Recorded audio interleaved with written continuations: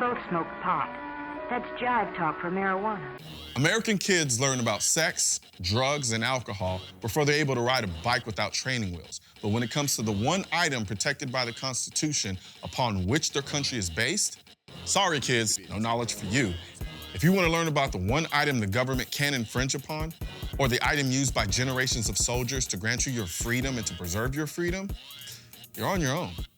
And if you so happen to be one of the millions of American kids who grew up in a household without a gun, chances are slim that the school that you go to has a course that teaches you anything about firearms education. But I can guarantee you that before you pick kindergarten, the entertainment industry has already shown you an unsafe, unrealistic, ultraviolet caricature of the real thing. So you grow up without learning the basic rules of firearm safety. You never experience how seriously the gun community takes safety. You never learn how a gun works or why certain guns look the way they do. And you never learn how to disarm a firearm should you find yourself in a situation where you need to. Instead, you remain perfectly ignorant, so that as soon as you begin paying attention to politics, opportunistic anti-gun politicians can begin taking advantage of your carefully constructed misperceptions by offering so-called common sense gun safety measures that, of course, have nothing to do with gun safety and are anything but common sense. And together, you attack the world's problems like a school of fish that tries to ban air. The story I just described is my story. That is until a gun-owning friend of mine took me shooting for the first time and destroyed my ignorance forever.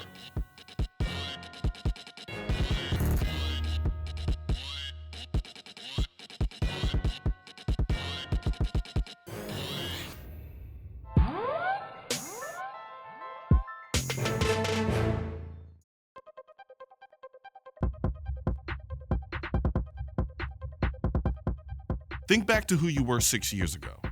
You didn't go from that person to who you are today through one defining experience.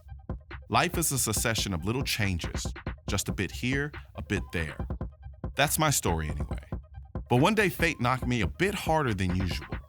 My buddy Osa took me to shoot my first gun. I won't say my life changed in that moment, but nothing was the same after that. I think I remember the first time, I actually showed you my gun, and, you were afraid to, even touch it. I was like, no, I'm good. I'm like, it's not gonna bite you. Yeah. You were there when all this started. Like, the very first, you were there for the first shot. Yeah. And I remember it scared the shit out of you. It did. I remember I was like, whoa. Okay. Yeah. And I thought I did something wrong. Yeah, you're like, this is not the movies. So when we got in the parking lot, I was cool. Right? And then when we got in the building, I was decent. Yeah. But then somebody opened the door, and then I can hear the pop, pop, pop, pop, pop. And I kind of jumped a little bit, and I was like, I don't know what I just got myself into, but I'm stuck. Now look at how the tables have turned. After the first week, we went to the gun range, and I think I called you. You were like, oh, I'm at a gun show. I'm like, what the fuck? I was like, he was just afraid of guns like a week ago. Getting back together with Osa was exactly what I'd hoped for. He took me back to when I was the wide-eyed, terrified kid, and then the obsessive nerd desperately seeking out every experience the gun world could possibly offer me. He introduced me to guns without pretensions or preconceived notions. He didn't tell me why I had to own a gun or why I had to believe this or that. He let me come to my own conclusions, and I'm forever grateful for that. I really do appreciate you at least taking the time out to kind of talk to me about it and just challenging me, challenging my perspective and, you. Well, then I'd like to ask for something in return. Go ahead. I want you to take me to the gun range. I've never been. Really? And I feel like it's not fair for me to have these opinions, and I've never done it. I know we can make that happen. Deal? That's a deal. And you know what I'm gonna promise you? Oh, God. I'm gonna bring my stockpile of weapons. Jesus. Oh, God. I'm gonna drop it on my foot. You're not gonna drop it on your I am. You're not. So you've gotten to know my friend Ja-Mes over the course of this season. She probably frustrated you and reminded you of other misinformed anti-gunners that have crossed your path. But I look at her and I see myself 6 years ago. Before Osa put a gun in my hand, it changed everything. I've been talking about my views and why I think the way that I do. But like me 6 years ago, Ja-Mes won't fully understand until I show her. So that's what I'm gonna do.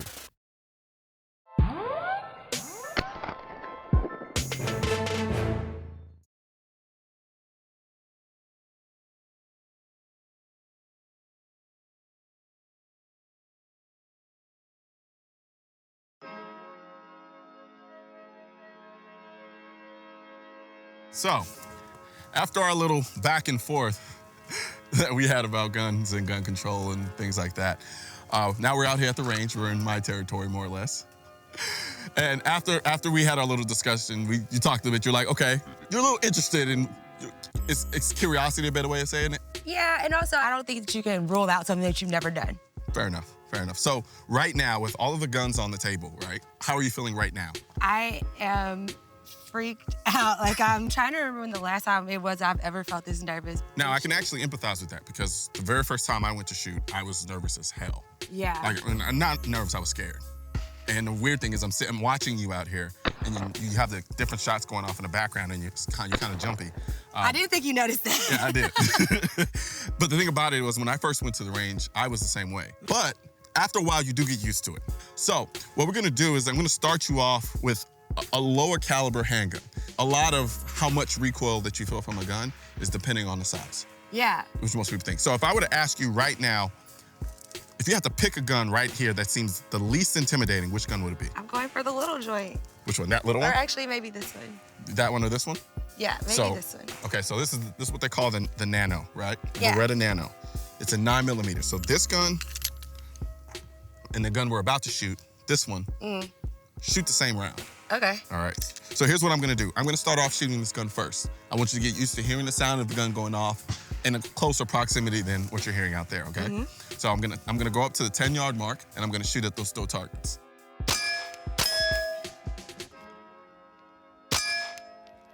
Good.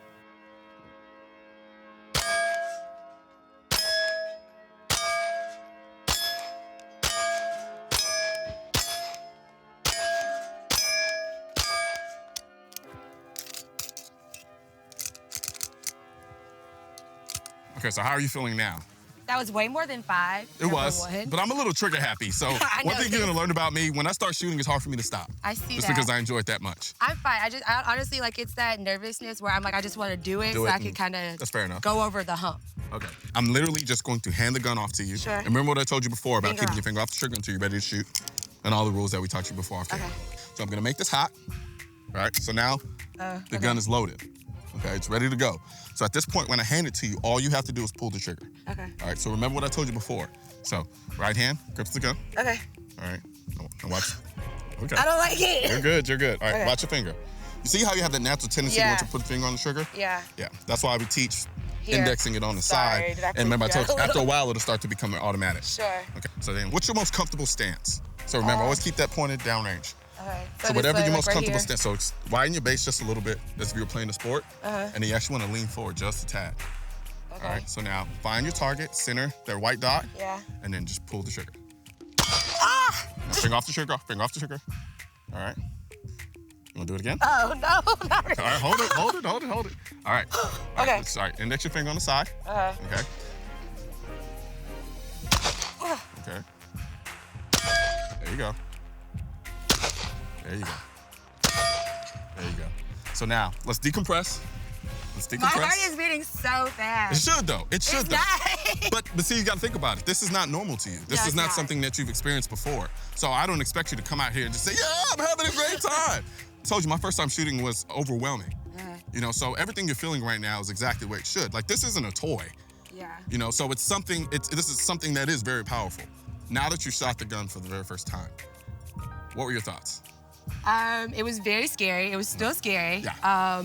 It's a lot of power. Like, you can feel it. Like, the first time when it recoiled, even like after the first time, I'm still like kind of adjusting to how much it pops back. Yeah. So it's like, that freaked me out as much as like shooting it. Here's the thing though, all of what you said makes perfect sense. The reason why is because I don't want to go so far as saying it's abnormal, but you gotta think about, this is a mini explosion going off in your Yeah. hand, right? So it's not something you're used to, something that you've ever done before. So it's gonna be overwhelming, it's gonna be intense. We've already discussed I'm a bit of a control freak. Like, I feel like I don't have as much control over it as I would like. So maybe that's something that comes with practice or whatever the case may be. But like, I mean, because in the same way I'm a control freak that you're a control freak, I'm the same way. The things that scare us, that are irrational, we want to actually conquer them, right? Which is why I think you're even out here. Exactly. Because I know you don't really want to be out here, but you're out of here because it gives you a certain level of control. Exactly. All right. So that was a 9mm full-size handgun.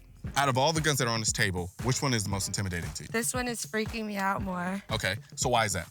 It's bigger. Okay. It's like sitting off the table a little 3D-ish. Yeah, well, that's a Jaws lot of it is 3D because here. of the little knob over here. Oh. Yeah. It's still pretty sizable though. What about this one? Is It's this? pretty, that one's pretty scary. Okay. This one is, I just feel like it's too simple for it to not be some real seriousness. Like, This is just a shotgun. I know. Yeah. I don't like it. But I don't like it. so this is also scary to you. Yes. Okay. So here's what we're gonna do with this. You're gonna shoot it. So remember the thing I was telling you about 22? Yeah. This is a 22. Okay, that's a little baby bullet. It's cute. Oh yeah. You're not. Yeah. It's cute. No, I don't for, like for that. all intents I and don't like purposes. that. No, I'm not saying that to scare you in that. No, it's not cute in the sense of it's not a real bullet. That's the thing. It's no, just like it's a real bullet. Yeah. But if you can call guns sexy, I can call bullets cute. You know what? Touche. Touche. All right, here we go. All right. I missed. Did I hit it? Nope.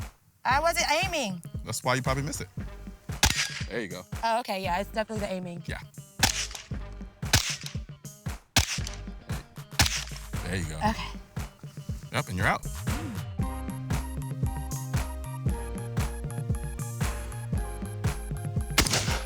There you go.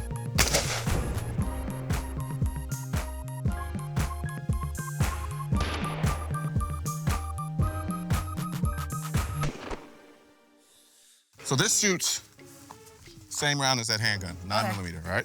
So here's what I want you to do. I don't want you to think about it.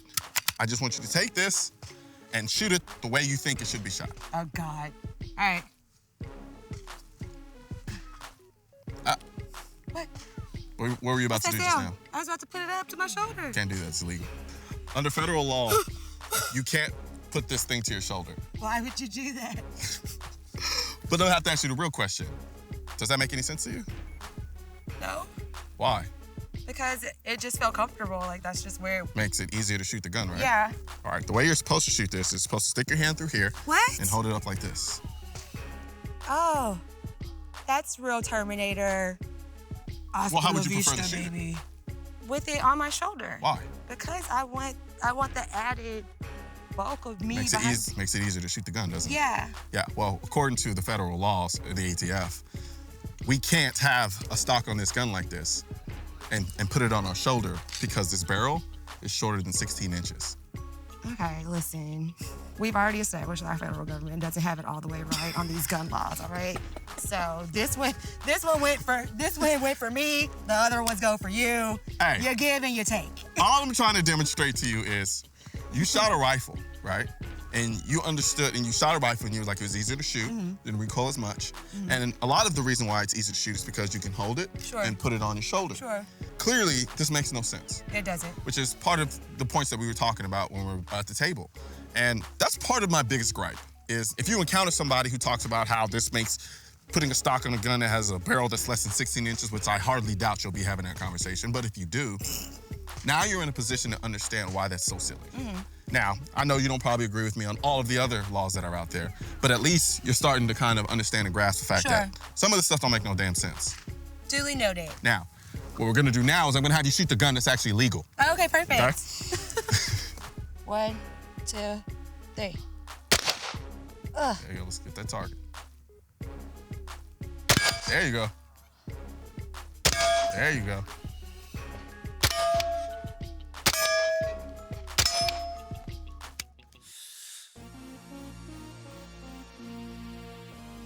What are your thoughts at this point? I'm still pretty terrified. I don't think it's something I would ever be comfortable doing. Regardless of whether or not you're still scared or not, which Yeah. you have every right to be and continue to be scared, that's fine. But you can't deny the fact that you know a lot more than you did going in. Very good job. Kudos to you. Don't patronize me. Why? It's so No, fun. but I mean, No, it's, and honestly, I think that, like you said, just the education aspect of it, like to be able, if I ever do happen to catch myself in a conversation, I get it. Like, Yeah. I understand what you're saying.